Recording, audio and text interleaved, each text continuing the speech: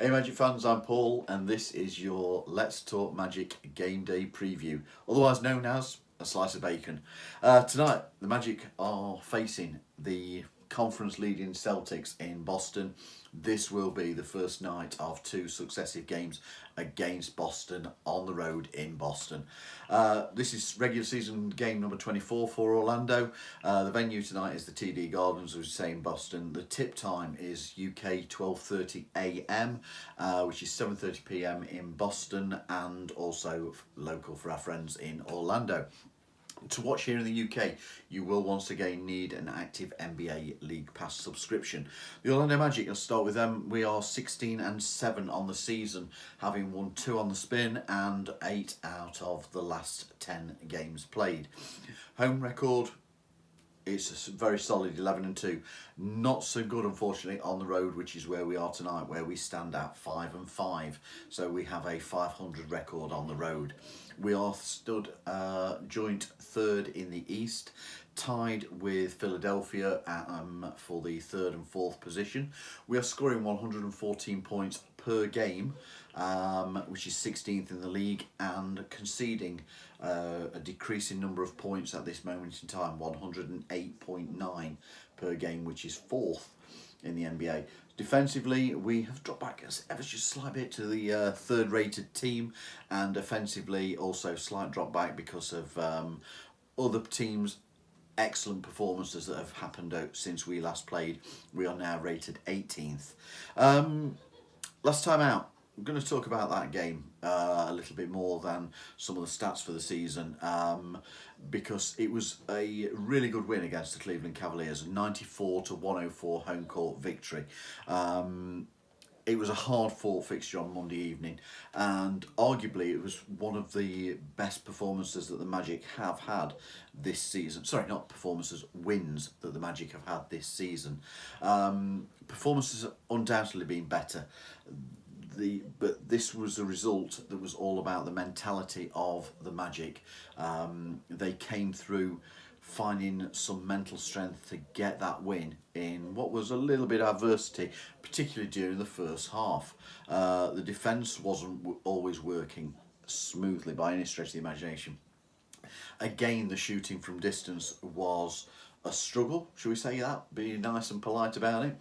And there were some sloppy turnovers. Nobody can deny that. Equally, neither team were happy at the inconsistency that was shown by the officiating.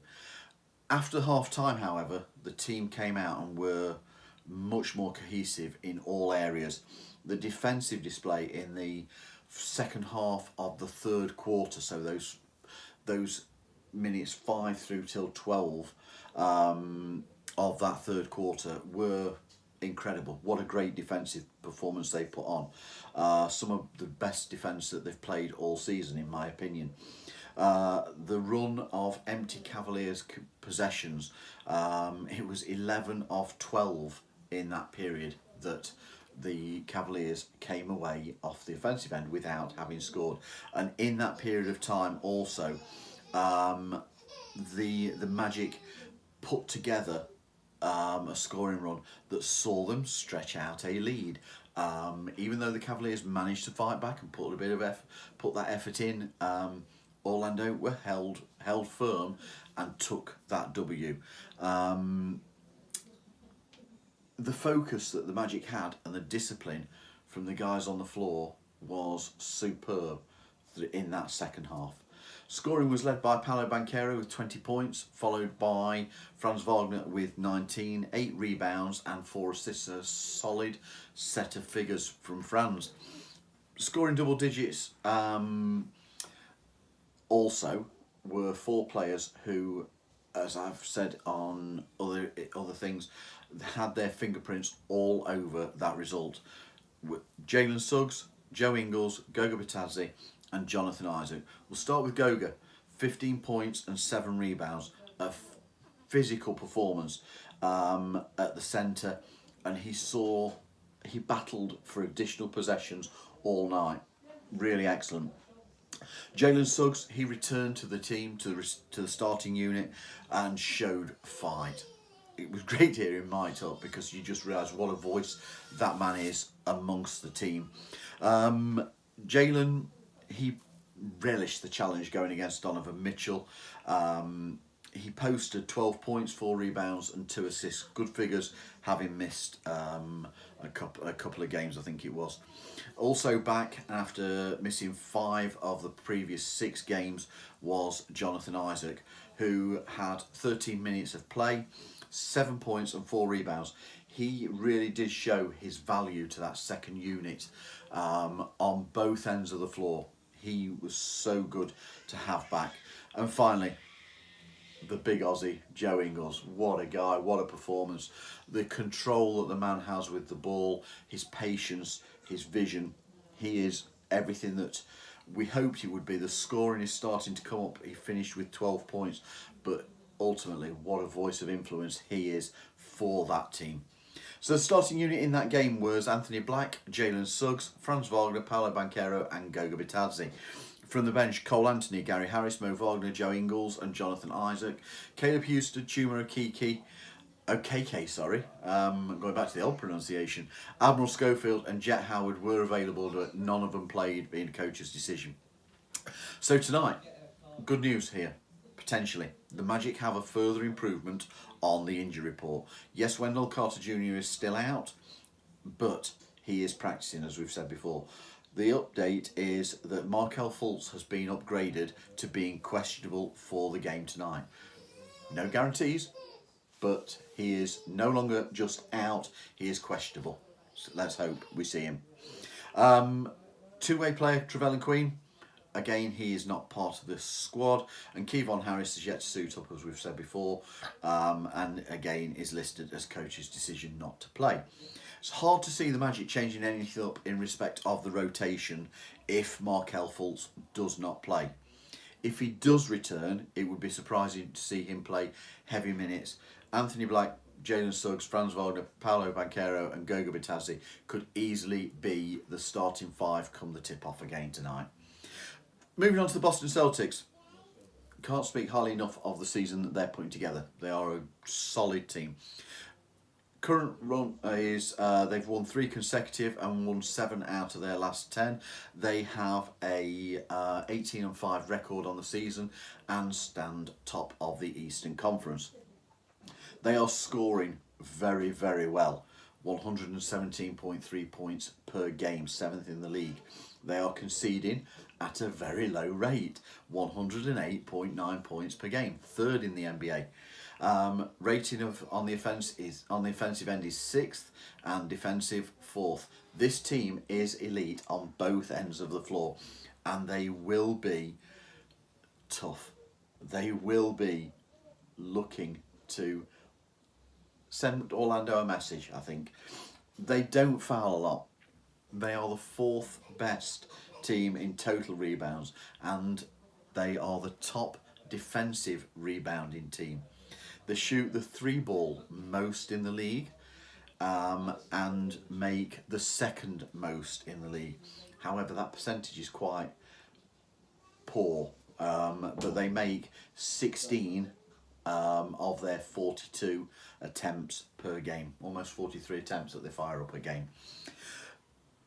They do not have a main focus on attacking the rim, but when they do go there, they are exceptional. They have scoring ability all over the floor. Jason Tatum putting together a great season, as we've said before. He is having a brilliant season, and it's hard to see him not being a starter come the All-Star game. He's scoring freely and he contributes in every way that a team could want. Kristaps Porzingis is fit again. He has resumed where he left off. He's getting blocks and he's scoring at a very high level. Jaylen Brown, since we last played the Celtics, he has increased his scoring level since we last met, and it is now up to 22 points a game. All 5 of their regular starters are scoring in double digits per game this season. Last time out, Celtics played last night and took a home court 107-116 win over the Cleveland Cavaliers, also our previous opponent. They led from almost start to finish. Celtics did see the Cavs fight back in the third quarter, but 4 points was as close as the Cavs could get. All 5 starters scored in double digits. Jason Tatum led the way with a 27-point, 11 rebound double-double. Jaylen Brown had 22 points, Porzingis 18 points, Drew Holiday 15 points, and Derek White 14. That's their starting 5. Al Horford, Peyton Pritchard, Lamar Stevens and Sam Hauser were the only players to come from the bench. Delano Banton, Svi Mikhailuk, Luke Cornett and O'Shea Brissett were all available, but coach's decision not to play. So for tonight, they have 0 injuries, 0 injury concerns at this moment in time as I record this. All 3 of their two-way players are listed as not being available on G League assignment, so expect Boston to play the same units as they did last night. They are not a team to vary things for the fun of it, except where they are enforced through injury. Head-to-head, 128 regular season games played. The score stands 55-73 in favour of the Celtics. One game this season saw Orlando produce an outstanding performance, 96-113 win in the Amway Centre. Mo Wagner led the Magic with an efficient 27 points. Paolo Banchero posted 23 points, 7 rebounds and 5 assists. Unsurprisingly, Jason Tatum led the way for the Celtics with 26 points, but the Magic really did play him quite well in that game. Orlando are on a 4-game win streak over Boston. Last season the series was 3-1 to Orlando, with Boston winning a very hard fought close game on opening night in Orlando. Could easily have been that the Magic are on a 5-game run now. That opening night last season was the Celtics' 10th straight win at that point over Orlando, having swept the 3 previous seasons. You are now looking at Orlando having won the 2018-19 season 3-0, and that was prior to the losing streak. So it's been a while since Orlando actually had took a season series, but we did it last season and are doing well so far this season. But that isn't to be overconfident. The Boston Celtics are an elite team on both ends of the floor, and they will be eager to hit back at a Magic team who have now won, as we say, 4 straight. That doesn't mean the Magic will roll over meekly. I expect them to throw punches back. Cole Anthony has been very, very open that the former Celtic player Eddie House, the comments he made have been an additional juice for the Magic when facing the Seas. Boston have won all 12 of the games that they have played at home this season, and Orlando's road record, as we said, is at 500. The TD Gardens is a hostile cauldron to go into, and that appears to be a challenge that this young Magic squad absolutely relish. They like going into hostile environments and playing. Both teams have been playing superb defence all season, and tonight genuinely could be decided by some fine margins. Being the second night of a back-to-back for the Celtics, it could be a factor in Orlando's favour. There is a developing rivalry between these two teams, but the Celtics, you can't argue, are clear favourites. But don't be surprised if this young Magic team do enjoy going in and upsetting the odds. It's going to be a hard game. There's no guarantees, and the Celtics will put up a big fight, and they are motivated. Be interesting. But if you've enjoyed this preview, please give it a thumbs up, hit subscribe. More importantly, just go Magic and get that W tonight.